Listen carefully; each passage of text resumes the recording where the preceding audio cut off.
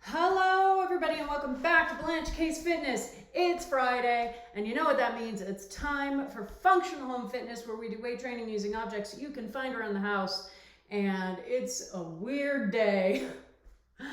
Hello everybody, I'm glad to be here. Just checking my plants really quickly.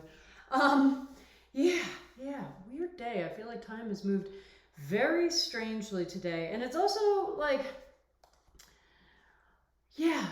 just a lot of weird stuff.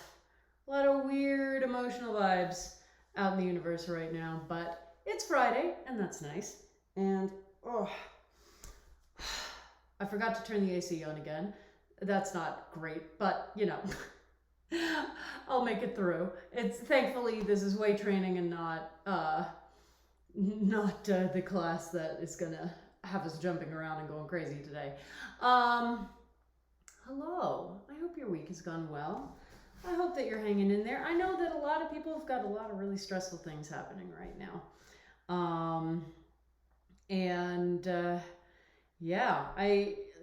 We've talked about that a lot. We're going to talk about it more still. Like, nobody's coming out of this last year without a lot of stuff. And, I think suddenly we're all interacting with each other, and so a lot of things are becoming, coming to the forefront that hadn't come to the forefront before. But we're all doing our best to be open with each other and to respect each other, and I think that's important. So if you're going through things right now, sending you all my love. My shoulder has been a mess this week. Thank goodness next week is my rest week, because my body definitely needs it. And we talked about this a while ago. Just so weird that even though I actually scheduled this one out, it feels like I still hit this place this week where my body was just clearly hitting its limit. So I think I am going to try ramping, doing my rest weeks even more frequently. I don't know. It's hard to figure out, I've been thinking about this a lot because there are a lot of activities that I want to get back into and want to try, and I love that, and obviously I encourage people to do that because it's so wonderful to get to try new things. But also just trying to find the energy balance is definitely hard, and I've been thinking about that a lot and not really knowing what the answer is. But it's something that I definitely want to try and figure out. So anyway, sorry, my brain is all over the place right now, so we're getting weird, sort of rambly beginning of class, but that's okay. My sleep hygiene has been going very well this week, though. I'm very pleased. Because, the funny thing is, so my initial thing was, okay, clearly I need more than 7 hours of sleep because I've been really tired from that. But what I'm realizing is that, of course, one of the bigger problems was that I wasn't even getting that 7 hours of sleep because I was pushing right up to my alarm and beyond. So I was frequently getting under 7 hours of sleep. So by adding that extra half hour onto my alarm, which is about usually on a school night, I wasn't going to sleep any later than that. But that just guarantees that I'm getting at least 7 hours of sleep now. And even that small change has really helped, which is really, really nice. So I'm quite pleased with that. We'll see how that continues. I've got a lot of travel coming up, a lot of sort of event things coming up in the next few weeks, which is definitely going to have an impact. But hopefully all of this will sort of even out a little bit. Oh my goodness. Well, it's only 90 today, so it's approximately 10 degrees cooler than it has been for the rest of the week. Woo, I guess. I mean, yes, woo, definitely. Even 10 degrees helps a lot. But, oh man, we definitely seem to have leaped into summer, which is funny because we did actually have spring too. Like, so much rain, so many rainy days, and like so much snow. Like, we had an actual spring, and it just, I don't know why I assume that there's more of a like build up and it's not just one day it's spring and the next day it's summer. Um, but yeah, I feel like it's easy for the sort of slam into summer moment to make one forget that no, we actually did have a pretty rainy spring, which was wonderful, which is why everything is still very green out, which I appreciate. Now, if only our afternoon thunderstorms would come back, that would be really nice. But anyway, we're here. It's Friday. It may have been a good week for you. It may have been a stressful week for you. It may have been both. I think that frequently happens, but we are here. If this is your first time on the stream, hi, welcome. I am stream of consciousnessing today, a little more than usual, but this is fairly par for the course. But today's class is functional home fitness, where we do weight training with objects you can find around the house. This is my only weight training class, and I've designed it like this specifically from an accessibility standpoint, because not everybody has fancy gym equipment at home or dumbbells or kettlebells. And so the purpose of this class is to help get those creative juices flowing and remind you that there's so many things around your house that all can actually function for weight training. And if you're new to class, I like to give two main advisories, one specific to this class and one more generalized. Hello, my dear, good to see you. Specific to this class, we're doing weight training, but we are not using official gym equipment. I mean, you can if you have it at home, but many of us are not. And that means that we're not using objects that are ergonomically designed to be easy for weightlifting. That means that we do not have an exact measure of the weight of the object written on the side. So if this is your first time in class, then please err on the side of caution when you are selecting your objects, at least for your first sets. Err on the side of caution, go maybe a little bit lighter than you think that you need to, but go a bit lighter, test out the object. You may get to the end of the set and go, okay, no, that was good. I might even be able to make it a little bit heavier. Or you may get to the end of the set and go, no, actually, that was really perfect. I might actually want to ramp that down a little bit. Just as you're testing out. And then as you get more comfortable with objects, obviously, you will know what you can and can't manage out of the stuff that's available to you at home. But always good to be a little more cautious as we are trying out new equipment, for lack of a better term. A lot of hauling heavy things into, oh yeah. You know I'm always happy to have you in the chat. And I am also very glad that you are taking care of your body. Woo! Oh, God. Yeah, my shoulder, my neck is still stiff. I know I was complaining about this on Wednesday, and it is still stiff and sore. Like, it is like a sheetrock of muscle right now, which is not how it's supposed to feel. But anyway, yes, that was the first advisory. Second advisory, more general for free weight training, particularly arm training, where you have two objects of the same weight, one in each hand, and you are moving the arms independently to move those weights through space. We are not symmetrical creatures. We have stronger sides and weaker sides, and we have a tendency to think, if we haven't done a lot of weight training in the past, that the way to pump up our weaker side to match our stronger side is to load it based on what our stronger side can do. No, don't do it. If you're overloading your weaker side because you're like, oh yeah, that'll help get it stronger quicker, what you are doing is you're giving it a weight that it doesn't have the capacity to handle. So there's a lot of potential for making really unhealthy adjustments just to try to maneuver the weight. There's a lot of potential for losing control of the weight, which can lead to injury. And it's a trap. It's a trap. So always load based on the capacity of your weaker side, not your stronger side.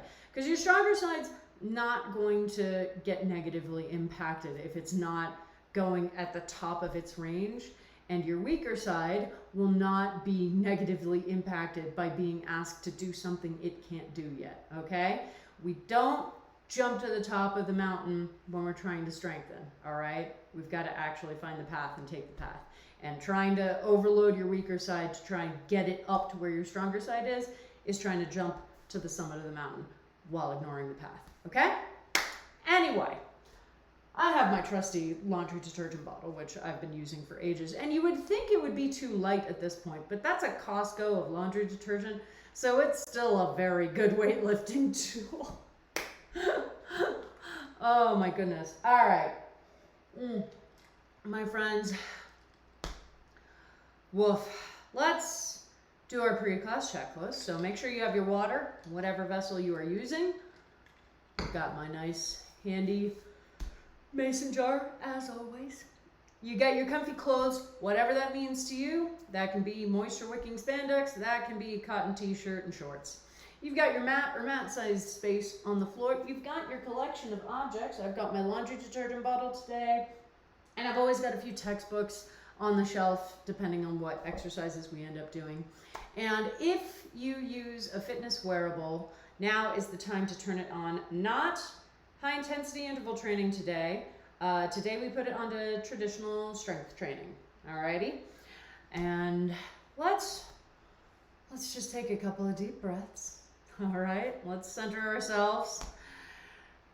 Help ourselves to just be like, all right, there's a lot going on, and I want to acknowledge it, and I want to honor it. I want to take whatever that energy is, whatever I'm feeling, and I want to use it to guide what my workout looks like today. So maybe what you need today is, trying to push for a PR. Maybe that's what you're feeling today. Or maybe what you need today is just, I want to move my body, but I don't want to feel overloaded while I'm doing it. Okay? Never think, oh, I'm supposed to leave, my life at the door and just only be on the mat, because that's not how humans work at all. Okay? So don't try to ignore whatever your experiences have been today. Just take that energy and use it. Alrighty? So let's take a couple of deep breaths. Just center ourselves. Alright? Just in and out.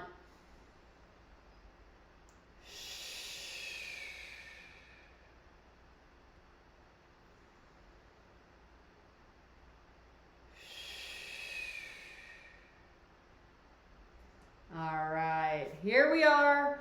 We've got our water, we've got our weights, we've got our watches going if you use them. If you don't, that's fine. And now we are going to, I don't have the freaking speaker up here. Ugh. You know what? I'm just gonna turn this, no, You can tell it's been a weird day. Give me 1 second, my friends. I'll be right back. Okay. All right. Here we are. Sorry. It's that kind of day. All right. Now we're going to actually start. Oh, so let's do our warm-up, my friends. It's the same warm-up that we do in every class, which is really good because clearly I don't have enough room in my brain for new warm-up today. All right. On your mats, on your backs, 1 foot crossed over the opposite knee, and as soon as we hear that horn go off, we begin with hip rocks and bridges. Yeah, here we go. All right. Oh. And this is going to be the only sort of more high-intensity interval training section of class. And of course it's the warm-up, so it's not actually going to be that high intensity, but we're doing our hip rocks and bridges right now, getting the occasional little active hip stretch, because every time we swing this leg up and rock those hips up into the air, that's bringing this whole hip apparatus closer to our chest. It's like, it's similar to the pigeon stretch, right? So a similar hip stretch, except a more active version of it. We're not holding the position. And this is what we like to start with. If you're doing stretches during your warm-up, you want them to be active. All right, other side, because you don't want to really dig into more static stretching unless A, you are moving extremely slowly and gently through the stretches, or B, you've had some time to warm up your muscles so that they're going to be a little more pliable, a little more fatigued, which will make it easier to lengthen them without them trying to contract during the process. The human body is so weird, so very weird. I love it. It is a fascinating system to to pay attention to. All right. Moving along, remembering that this is our boot up sequence, so we're not here trying to go for the gold. All right, leg sequence starting with our Jane Fondas. I'm gonna try to get better, even if I'm, not digging into form specifically. I'm gonna try to get better at remembering to just say which exercise we're doing each time we switch, because I suddenly realized that, I haven't had time to make a warm-up tutorial video yet. So if we have new people on the stream and it happens to be a day that I'm not digging into technique all that closely, then it could be very easy to be like, I don't even know what's going on, where I'm supposed to be in this warm-up. So I'm going to do my best to at least mark the passage of the intervals, and to be like, all right, now top foot flat on the floor in front of that bottom knee, lifting that bottom leg, even if I then immediately go back to talking about other things, which frequently happens. Oh my goodness. I have made it through ME2, Mass Effect 2. I have made it through, and am just about ready to start ME3 today, which I'm very excited about. Oh man, it has been a long time, and the last playthrough that I began for ME3, I don't think I actually ended up finishing it,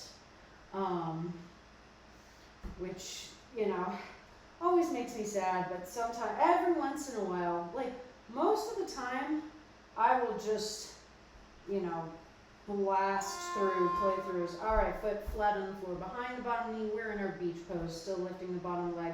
Most of the time, I'll really just focus so much energy on my, on playthroughs, particularly of, like story-heavy RPGs like that. But every once in a while, I come up against that sort of brain space that is like, this is too much for you right now. Take a step back. And sometimes that culminates in me taking many steps back and never actually going back to the game. Which, is sad in some respects. But this is a series I go back to all the time. And honestly, I'm very excited to start 3. Because I've played 1 and 2 just so many times. 3 is the one that I've completed playthroughs of the least. So I am ready to dig into it. All right, other side, we do the same leg sequence again, starting with Jane. For those of you wondering why I call these the Jane Fondas, it's just because she used to make wildly popular aerobics VHS tapes, and this is a move I associate with those. No, I've never watched them because they were definitively before my time, but I was old enough to get the tail end of that cultural moment from like adults, you know? Which is always so weird. There's that weird shift in cultural generations where like some of the stuff from my childhood is like really of that era, and some of it is stuff that is of my, alright, back to lifting the bottom leg. Some of it is stuff that was really of my parents' era, but that they loved enough to sort of impart to me, or, you know, thought was funny enough to talk about, you know, like, so some of the like cultural touch points that we remember from our childhoods really had nothing to do with that time period at all, and had to do with whatever our parents were obsessed with and thought was, you know, the apex of the culture and that we should listen to. You get that a lot with music. I really hope that we are moving away from a mentality that where parents insist that they need to impart their musical preferences and only their musical preferences to their kids, because you know, it's just, alright, back to beach pose. There's just so much like good stuff happening out there, and there's so many places where we become very snobbish, we become very gatekeepy, you know, and I hope that happens less as time goes on. I'm sure it won't, because gatekeeping is certainly not a new phenomenon, but you know, there's nothing wrong with introducing your children to things that you love. Where it gets problematic is the sort of dual issue. A, if you insist that they have to love it too, which they don't, because they are their own individual humans. And B, if you denigrate actively the things that they like, you know? So like, if you are a parent who, you know, really loves the Rolling Stones, I'm showing my age here, but your kid is really into NSYNC, yeah, let's just go whole hog on that right now. Oh, we're doing scorpion twists, by the by. You know, too bad for you. Like, introduce them to the Rolling Stones, that's great. And if they don't care to keep listening to them, that's fine too. They get to make their own choices. And there's just so many sort of attitudes and like behavior mythologies that really are super controlling when you take any steps back from them. And the sort of, alright, standing, doing our torso rotations, holding our imaginary PVC pipe above our heads. The music one is a big one, or at least is one that I noticed a lot, where, you know, the insistence that, oh, music today is crap and only the music of my childhood is good. Yeah, you also get the like, the weird, you know, overprotective dad bullshit stereotypes, like, oh yeah, you know, you want to come date my daughter, let me just show you my firearm collection. It's like, it's just, what are you doing? It's not cute, it's not sweet, it's really creepy, and like, frankly, alright, we're doing squats, still holding those PVC pipes. Frankly, if I was a parent and I had a son who went to a date's house and got a gun shoved in his face, I'd be pretty fucking angry, you know? It's not cute.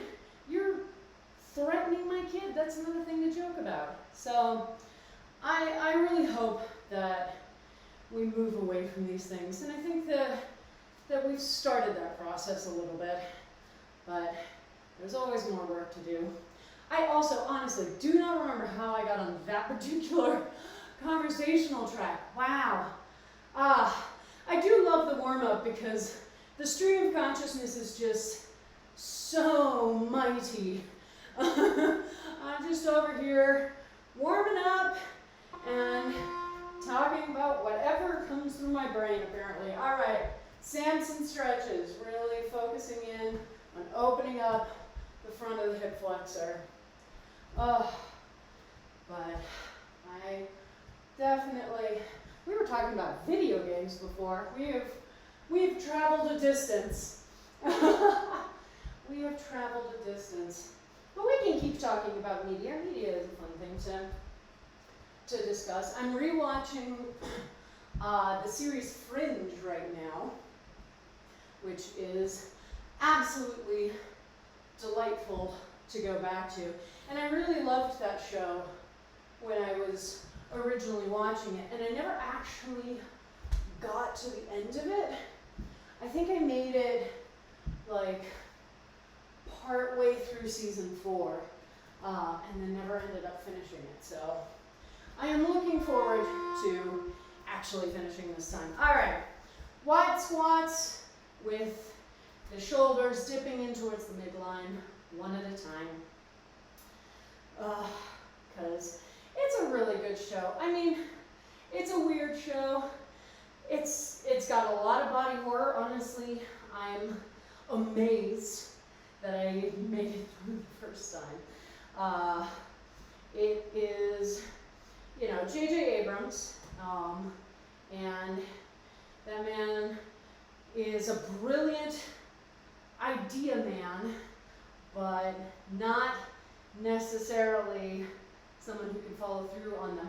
Although, oh my God, I have to stand up for this. Oh my God, I was watching an episode the other night, and Olivia Dunham, the FBI agent, was interrogating, or not interrogating, but just questioning a guy who might have information on one of the big mysteries of the show. And at one point, her partner, Peter, figures out, oh no, this guy is, you know, he's got some sort of mental instability going on, and leads the conversation around to where this person that they're talking to literally describes what eventually became the frickin' plot of Star Trek 2009. Like, literally, I'm watching this scene where she's talking to this guy who's like, oh yeah, the issue is the Romulans who came back in time and they kicked off another universe. And I was like, are you kidding me here? All right, kick-throughs. Speaking of kicking off, it's time for kick-throughs. It was just one of those moments where you're like, oh my God, a throwaway moment in season 1 of Fringe, well before Star Trek 2009 came out, I believe. And here's this guy, like, literally getting a line that basically spoils the plot of the movie before the movie ever came out. It was one of those moments where I was just like, wow. I can't tell if he really was thinking that far ahead, or if that is just the biggest coincidence ever. All right, finishing out with burpees. Remember, weights, push-up, and a nice big victory clap at the top. So that was one of the weirder things to happen so far in the rewatch. It's a random throwaway scene that correctly described the plot of J.J. Abrams' first Star Trek movie. Which, to be clear, was a movie I really enjoyed. I got very angry at the second one, and I thought the third one wasted a lot of its potential. But that first one I did really love. Woo! All right, my friends, we have made it through the warm-up, and I have done the science, and I can confirm that even in a class day that's not heavy cardio, I still need to remember to turn the AC on, because wow, it is stuffy in here. Good thing we are all in our own spaces right now.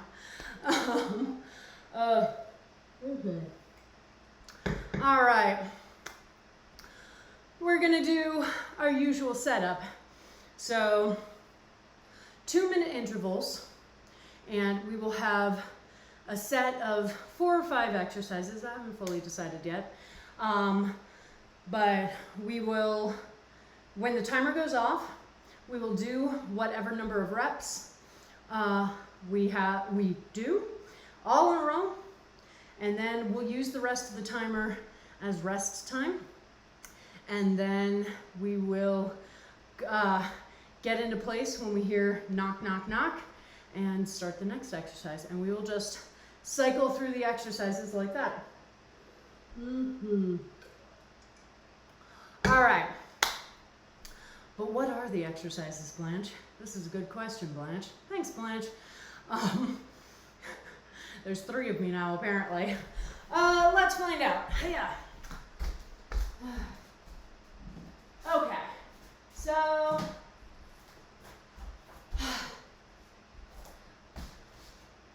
we had a pretty arm-focused day last time, which I did very much enjoy, because I like arm days, frankly. But we should do some leg work today as well. And, you know, we did this in April Powers, but it's June now, so let's do some wide squats. So frequently for exercises that usually in the gym I would do with a dumbbell in each hand, because it's harder to find 2 objects of the same size and weight in our homes, frequently I will modify to just use one heavier object. So for these, I'm going to do that. So rather than having 2 dumbbells, just holding the one, down into that wide squat, and up, and repeat. Make sure the core is engaged, the weight's not pulling your torso forward or anything like that, okay? Second exercise, let's just do some upright rows.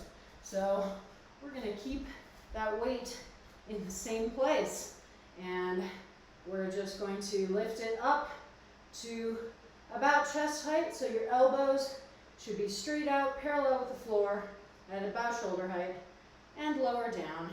Again, normally I would do that with 1 dumbbell in each hand, but for home, I modify, okay? All right, Third exercise is going to be, I think we're gonna do farmer's carries today. So we're holding a heavy weight in one hand, making sure the shoulders engaged, not being dragged down. Want that torso straight up and down, yeah? And we're just going to basically pace back and forth on the mat, okay? And I'm doing a heel to toe walk, and then turning around. I've got my other arm out a little bit as a counterbalance. And we just go back and forth. So we'll do that, then we'll do the other side, okay? And then fifth, so I guess there are 5 exercises this time. And fifth is going to be a wall sit, holding a weight out in front of you, probably something lighter. If I was in the gym, I would use a stability ball for that, so a book of some kind is probably going to be the best thing. All right, so we've got our wide squats, we've got our upright rows, farmer's carry side 1 and side 2, and then our wall sit. So those are our exercises, my friends. Let's get the timer set up. And so everybody grab your weights, get that last sip, and as soon as you hear the horn, we're doing 15 to 30 reps today, and we go. All right, so for form, again, for any type of squat, we need to make sure that our knees are going straight over our feet and not caving in towards the midline at all, okay? So if you can't go down and up without your knee trying to cave forward, then maybe narrow the stance a little bit. Maybe don't turn your feet out as far, okay? There are a number of modifications you can make.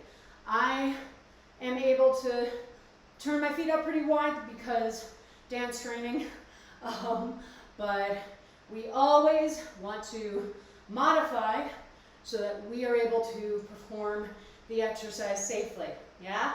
We talk about that a lot. It's very important. Don't stop doing that just because I am doing a wider stance, okay?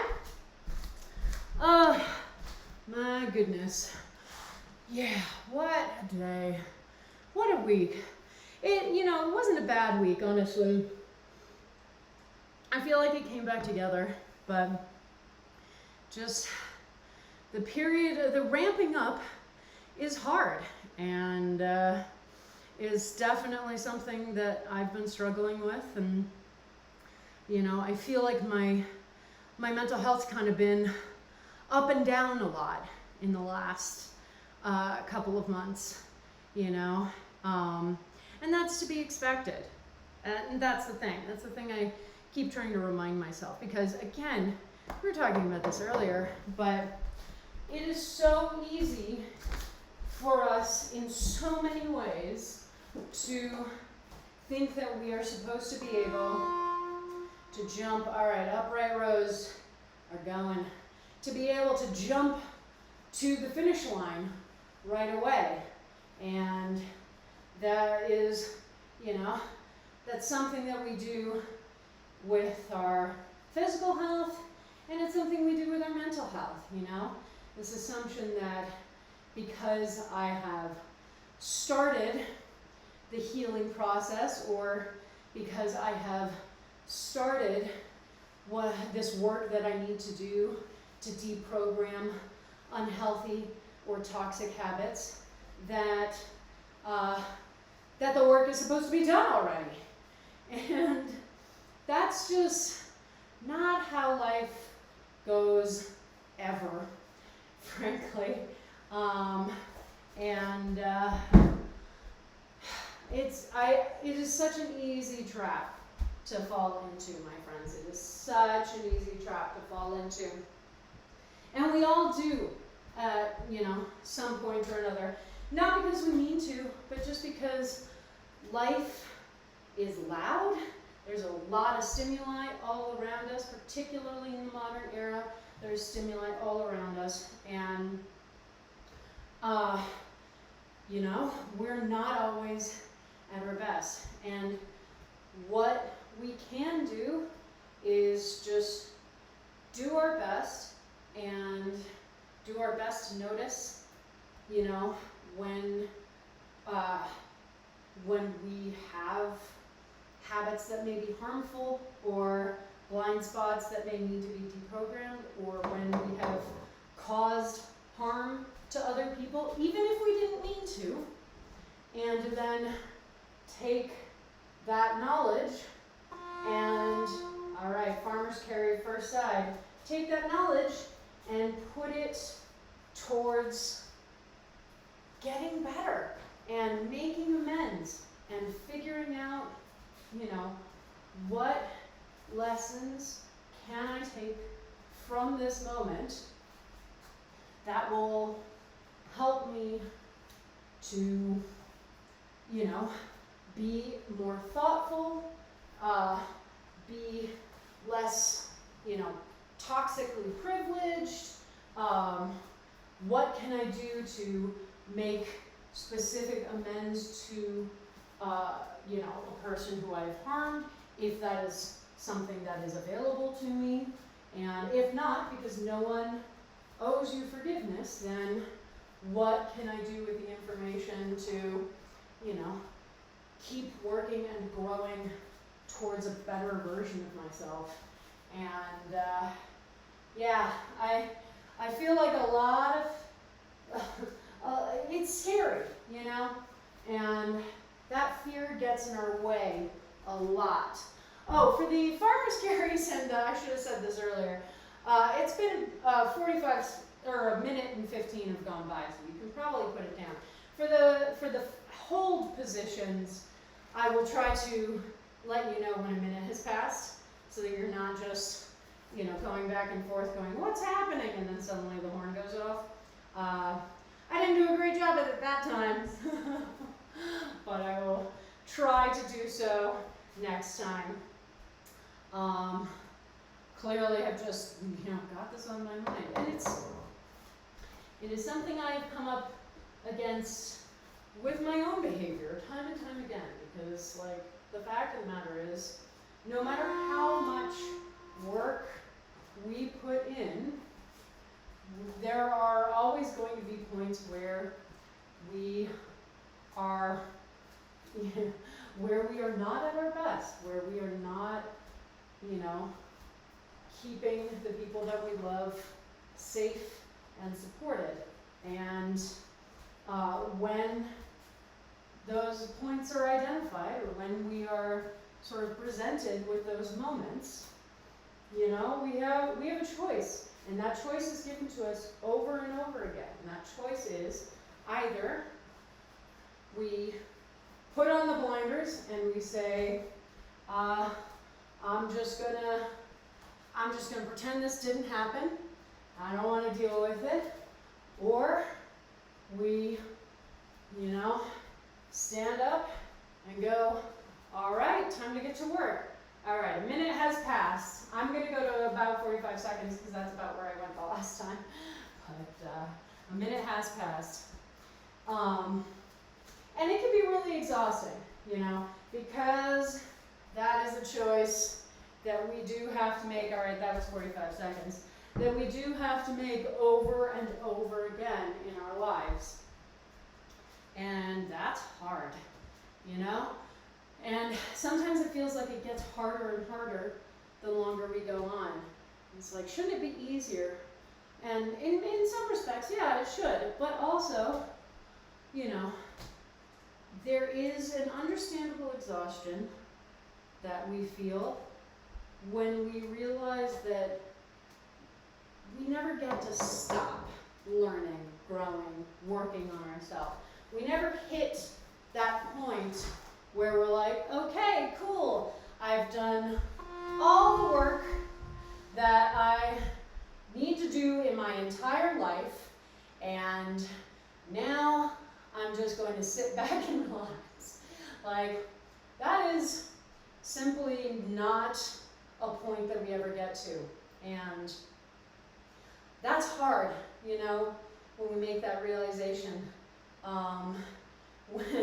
When we have to sort of face the fact that, nope, this is going to be work that we are doing for our entire lives. But it's so worthwhile. It is so worthwhile. And you know, sometimes we need to have a moment or a day or a week to have that temper tantrum for ourselves. All right, about a minute has passed. To have that quick temper tantrum and be like, dang it,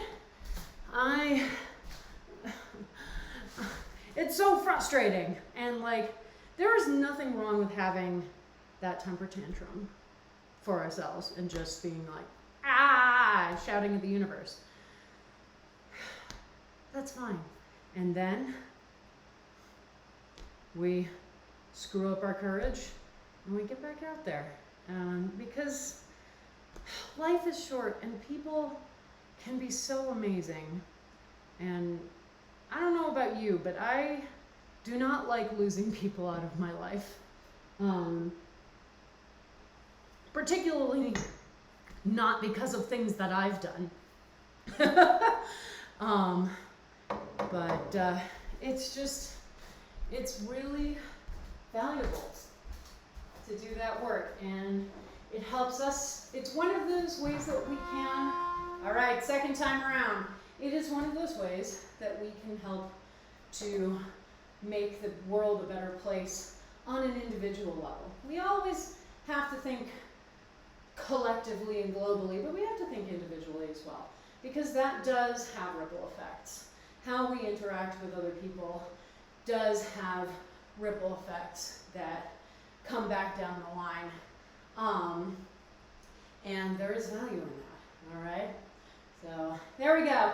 This has been Philosophy Corner on Blanche Case Fitness. But boy howdy, does it never get any easier. And that's okay. All right, we are in our second run through these exercises, and we want to make sure first thing we check on as we start in, form, all right?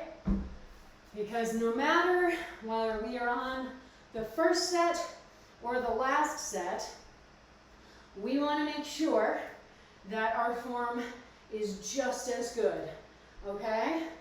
And yeah, speaking of other things that I talk about a lot, it is so important for us to dig in, to pay attention to our form, to make sure we're taking care of ourselves. And I focus on that because if we want to be able to be active and moving for our entire lives, then it starts there. It starts with form. It starts with paying attention, training our brains correctly, and also learning to communicate more effectively with our brains, with our bodies, making sure that we're not over here ignoring the signals that they send in favor of just, barreling through a workout, all right? So we are not afraid to take rest days or rest weeks here on Blanche Case Fitness. In fact, I practically require it, in so much as I can require anything on a Twitch channel where, I don't really actually have any power to require anything in this scenario, but I do have the ability to strongly recommend, and that's what I do. I saw a great thing on Facebook today, just appreciating the ways in which millennials and Gen Z and all of these younger folks are pushing back really heavily against so many of the really toxic, if not downright abusive, attitudes towards work and towards this assumption that we are supposed to, run ourselves ragged, literally, and to be happy about it. The rise and grind culture, the I'm so busy as if it's a badge of honor culture. people are pushing back against that, and that is so freaking great. It is so great because it is such an unhealthy approach, and a lot of that mentality gets into the fitness industry as well. I've gone on that high horse a bunch, and it's just, we need to break that mentality down. All right, back to our farmer's carries. We need to break that mentality down wherever we find it, okay? And this is my domain. This is my place to break that mentality down and to be like, look, it is so important that we learn how to have the conversations with our bodies and brains that will help this holistic system that we exist in to stay safe, okay? And there is nothing, morally righteous or impressive about pushing yourself, to exhaustion, to injury, to to being laid out for however long.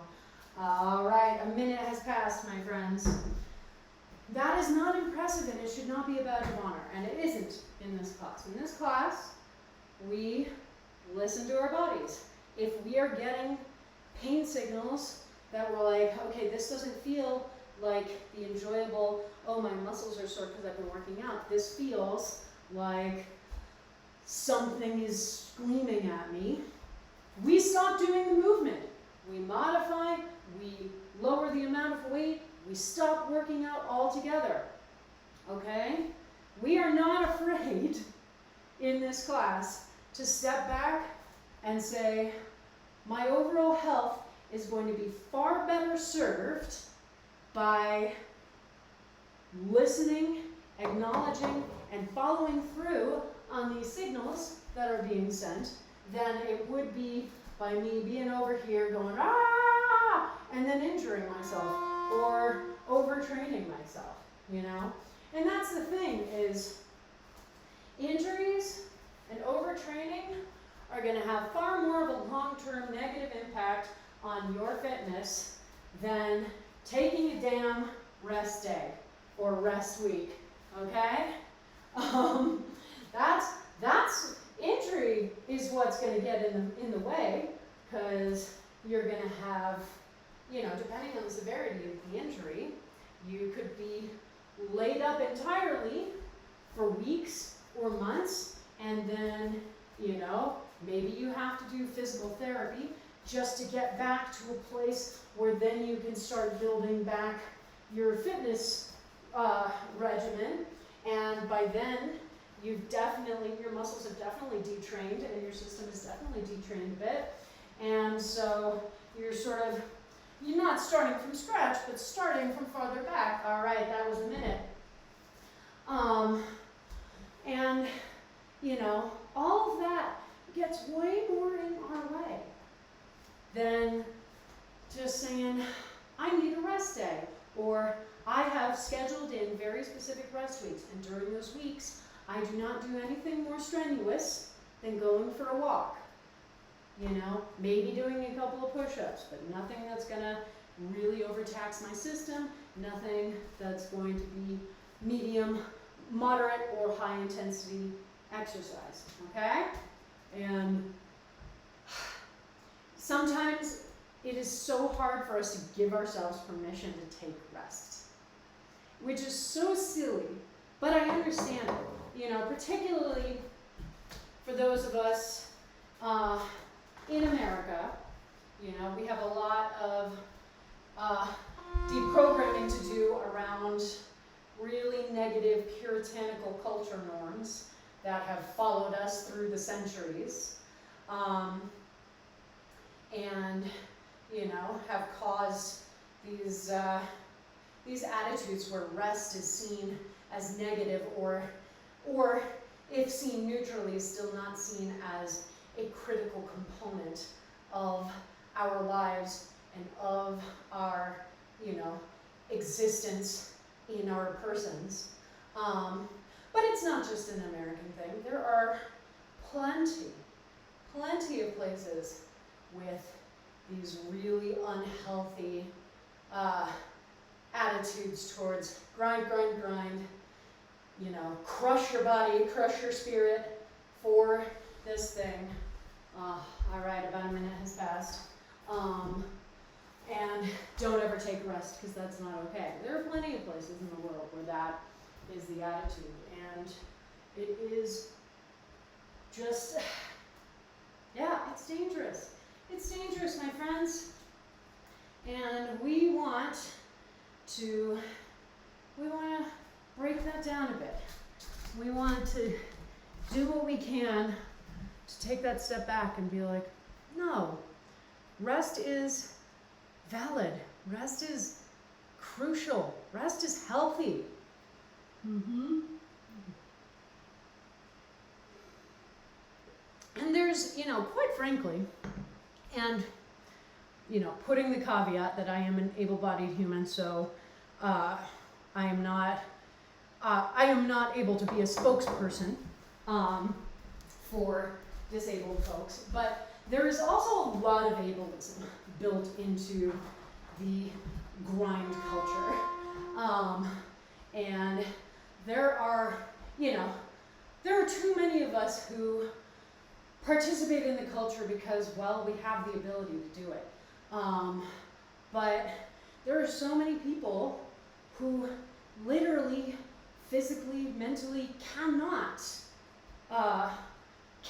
do that, cannot sleep only 2 hours a night, cannot push themselves to the limits of, you know, their capacity. And, you know, so then we get into the dangers of ableism and how we've assigned, you know, we assign these moral judgments to these completely not based in morality at all characteristics. And then we use that judgment to cause harm, basically. You know, we attach monikers like lazy to people with chronic conditions that cause them to require a lot of rest or to not be able to, you know, push themselves physically. We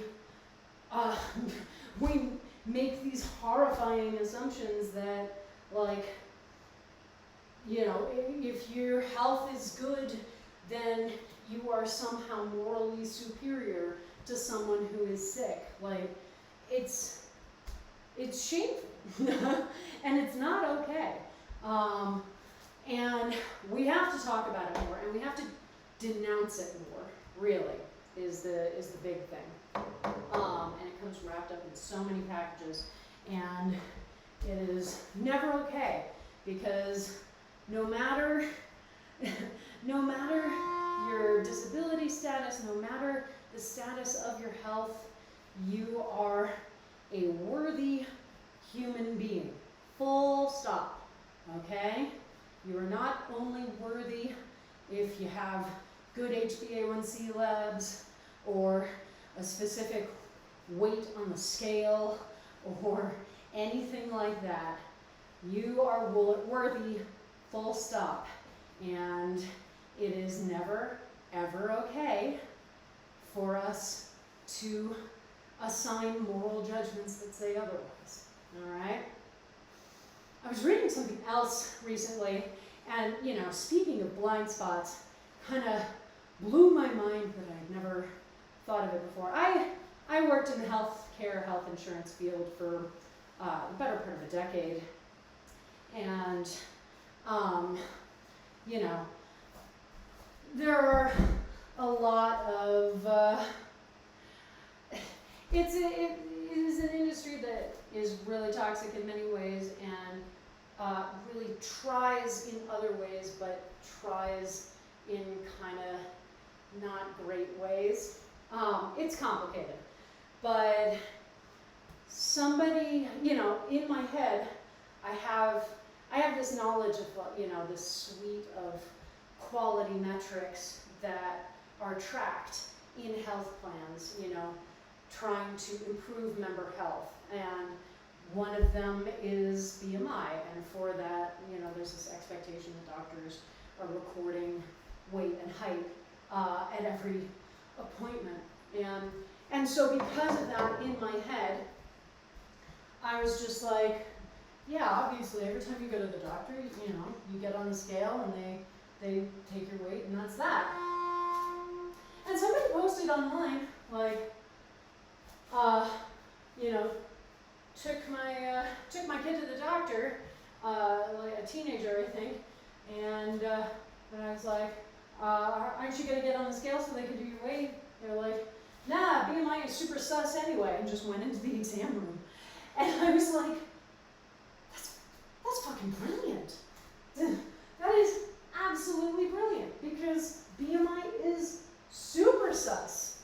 It is not, and it's been known to be suspect for ages, years. I remember hearing about how it wasn't a great or accurate metric of health, particularly in like '07 when I was working in an eating disorders clinic. And it's not gotten more valid since then. All right, a minute has passed. And it was just so funny because I've been so programmed through, you know, years of doctor's visits and years of just working in the industry and having that, you know, that view from the other side, that it never would have occurred to me to go to the doctor and be like, no, you know, I decline to have my weight read, I'm fine.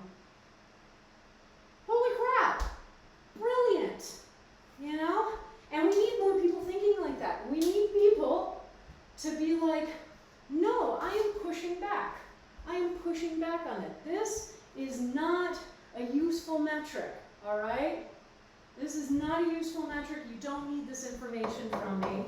And, you know, considering the horrible fat phobia that we have in the society as well, like, yeah, so, you know, I'm trying to keep that in mind so that when I go back to the doctor, I can join the revolution, as it were. Because, God, yeah, it's always so exciting when you read something and you're like, wow, I had no idea that was a blind spot, and obviously, because that's what the term blind spot means, but it literally had not occurred to me to examine that particular, you know, social more or expectation. And now that I have, I see how ridiculous that is. And it's just an exciting feeling, I think. I truly, you know, it is exhausting to know that you're always going to have to do the work, keep examining your opinions, keep, you know, paying attention to how you're interacting with the world. All right, a minute has passed. And to, you know, examine whether you've been causing harm in some way. But it's also just so exciting to be like, there's so much that I haven't even considered yet. There's so much that never occurred to me. And that's why I love interacting with humans, because there's so many people out there who can guide me to better understandings of things that I might never have considered before. And I'm grateful for that, you know, because it can be so hard for us to see the path past our upbringing, past our blind spots, past the assumptions that we don't even realize we're making. And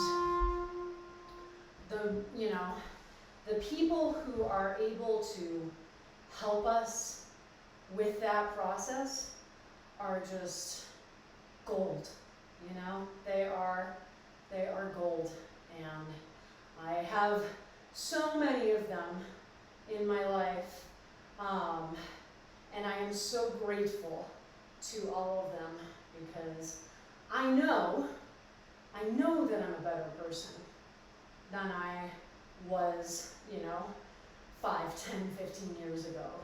I know that I am a better person because of these people and because of these experiences that I have had and that I've been able to move through.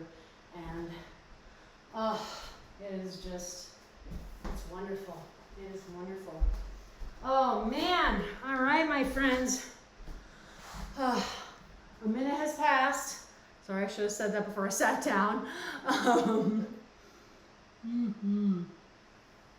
So, last set is coming up, and then we will be done with class. This is always kind of wild how plug and play this is. I know I say that every week. Look, it's the weird thing about taping these.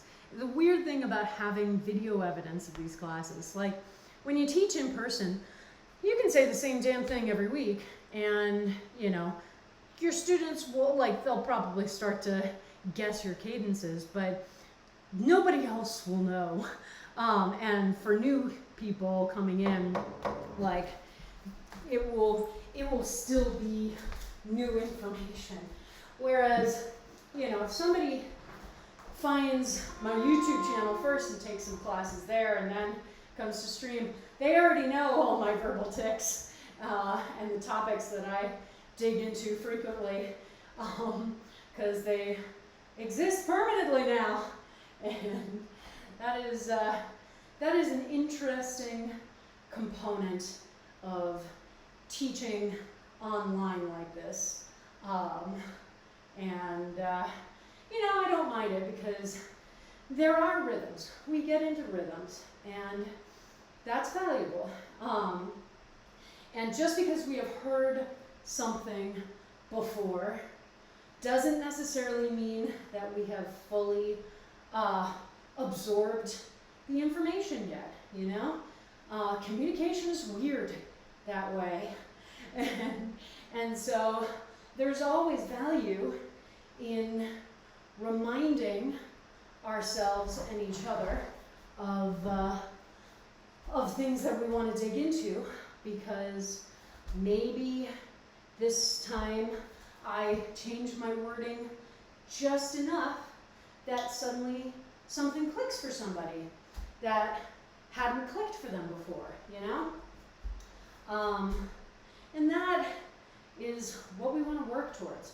So I don't worry about it too much, but every once in a while I'm like, oh man, I do have, a couple of really well-worn paths that my brain ends up on frequently when I'm teaching these classes.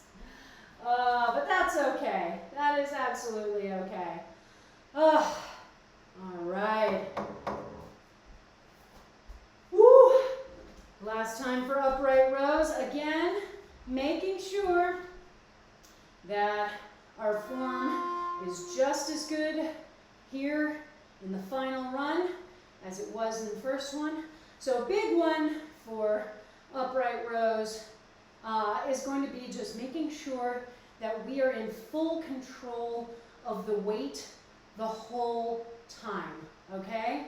So we do not want gravity to come in here and just say, huh, cool, we can just do that. Nope, we want to control the movement of the weight with our muscles the whole time, okay?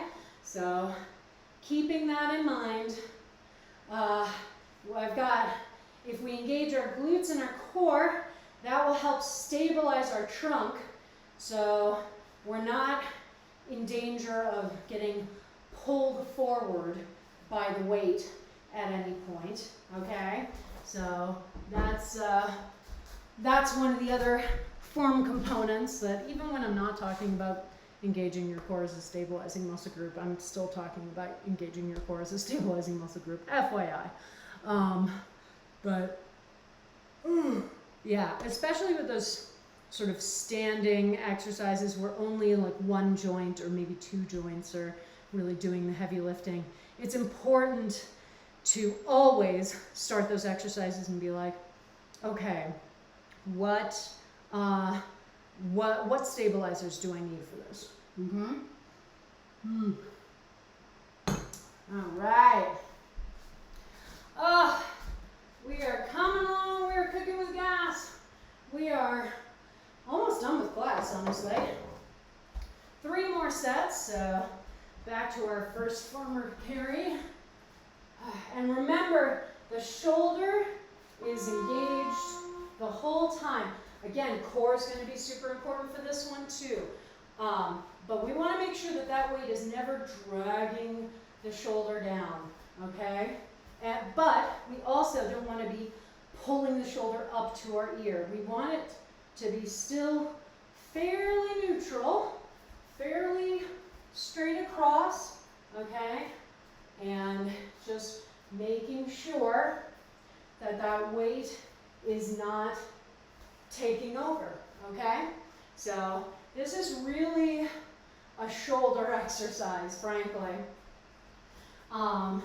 And considering how important it is to strengthen our shoulders and how often that sort of gets ignored in people's workout regimens, it's important to focus in on it, my friends. All right, about a minute has passed. There we go. Yeah, y'all know I talk about shoulders a lot because of my own injury map, but even if you've never injured your shoulder, it is still super important, okay? Oh my God, one of my coworkers ate it off of his longboard the other day and did a level 3 AC tear, like separated his shoulder, which I had never looked at a diagram before of that, and it's not pretty, my friends. It's not pretty, even a little bit. And like, there was just something, and then he sent a picture of the shoulder itself, and it was just like, it was folded in a way that your eye immediately went, the shoulder is not supposed to fold like that. That is not supposed to be a position that it is in. So, yes, shoulder health, very important to us at Blanche Case Fitness for many personal, professional, and other reasons. But, all right, we're doing our other side again. And one thing that we may notice, because we're doing this one arm at a time, and again, we do have stronger sides and weaker sides. So you may feel like this exercise is easier on this side. Maybe you have a little bit more of that strength in the shoulder, or it may be harder on this side. Maybe your injury map causes it to be a little bit more difficult over here, or it is entirely possible that it feels about the same. Just because we have stronger and weaker sides doesn't mean that we can always necessarily consciously notice it. So if it feels about even to you, great, that's awesome too. All right. Okay, about a minute has passed, and we have one exercise left. Woo, woo, woo. Oh my goodness. So one more wall sit stands between you and glory, and by glory I mean a good dinner and a post-workout shower. Oh, I do love this class though. I know I talk about that every week, but it's good to appreciate. It's good to appreciate the things that our bodies can do. It's good to appreciate time spent with good people, good friends. It's good to appreciate getting to talk about, everything from Mass Effect to philosophy of rise and grind, to anatomy and everything in between. And I'm just always so grateful for this class, my friends. This stream changed my life in a lot of ways over the last year, and I am just thoroughly grateful to all of you for coming on this journey with me, and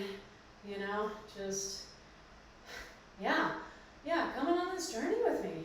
It's amazing, and we've all had a hell of a year, so I am very, very happy to have you all with me. And I hope you feel the same. maybe not right now while we're doing wall sits and holding a weight out in front of us.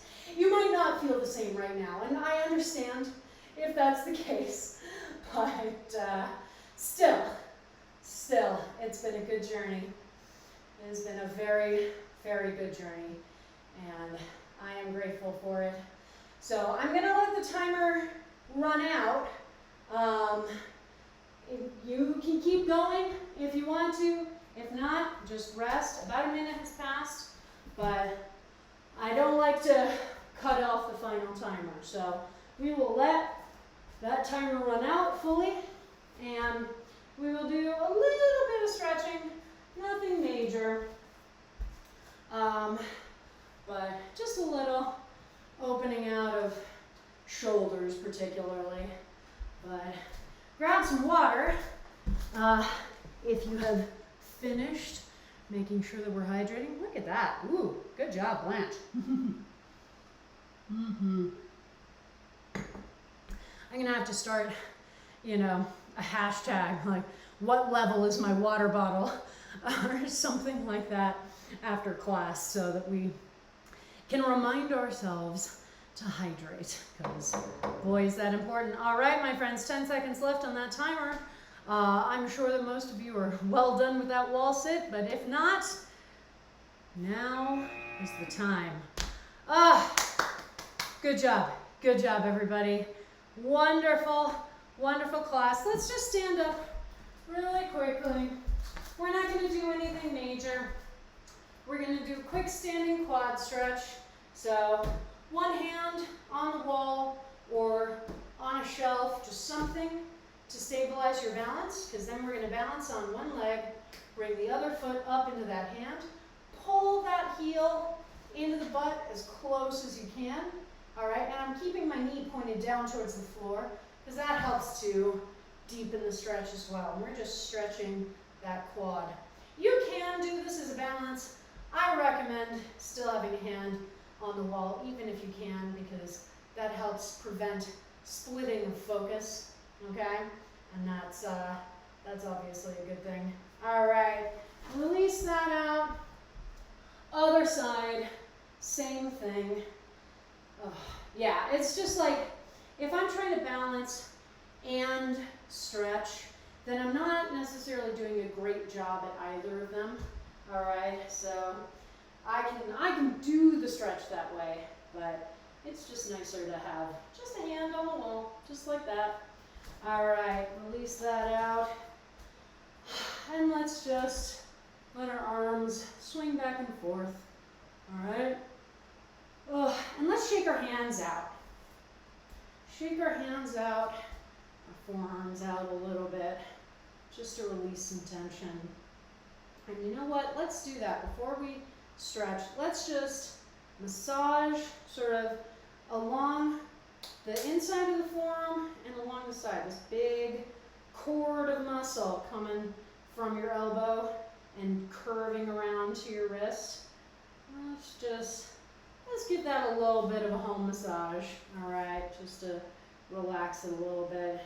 Because that's a hard area to stretch.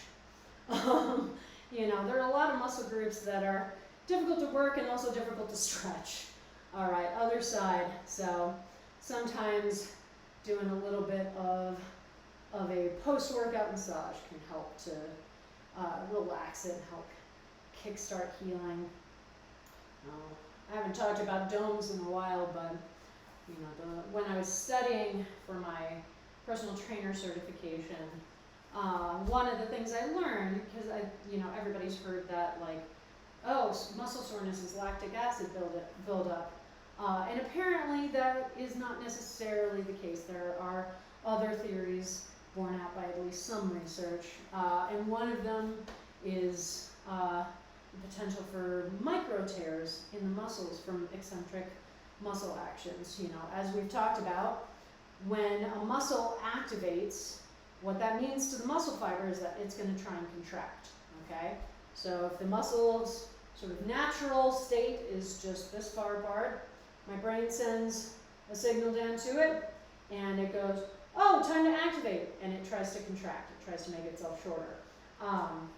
So eccentric muscle actions, where we actually lengthen the muscle, have more of a potential for causing, like, not tear is such a weird word to use in this instance because it immediately makes us go, oh my god, a tear, that must be bad. No, but just like micro, like, spots, you know, the muscle being like, oh, this is counter to what I want to do, and thus it feels weird, and thus I'm going to have a reaction to it, you know? So that is another possible idea. And again, here, let's take one arm out to the side, across the body, grab it just above the elbow, and pull that upper arm in to the chest as close as we can to get that stretch in the shoulder. So much research about health, nutrition, fitness, all of this stuff is just, we know so little. We know so little, and even what little we do know is constantly being challenged. All right, release the arms, other side. So, you know, I like, I will never claim to have the be-all and end-all of knowledge. I will do my best to have as up-to-date knowledge as possible, but there is just so much. All right, release. I think we're good on the stretching. There is so much to learn. There's so much information out there. And two, just as with any other research field, there are inherent biases built into the way that we research fitness and movement and exercise. You know, I remember being in, last summer I took a bunch of conferences virtually because I was working in my CEUs for my certification. And I just remember that time after time, the speakers were cis dudes, usually white, and they would reference research studies that were super small cohorts and almost always conducted on college age cis dudes. And just, you know, it immediately in me makes my brain go, all right, well, how much validity do these results have? How well can we actually, you know, translate these results to the rest of the population? You know, like, why on earth would we just assume that the results that we get for a cohort of 12 college-age cis dudes is going to be the same result as what we would get for 12 college-age trans men or cis women or non-binary folks? You know, there's just, like, again, blind spots, right? So we do our best with the information that we have. We do our best to figure out how to listen to our bodies because, you know, regardless of the current state of research, that is always an important skill.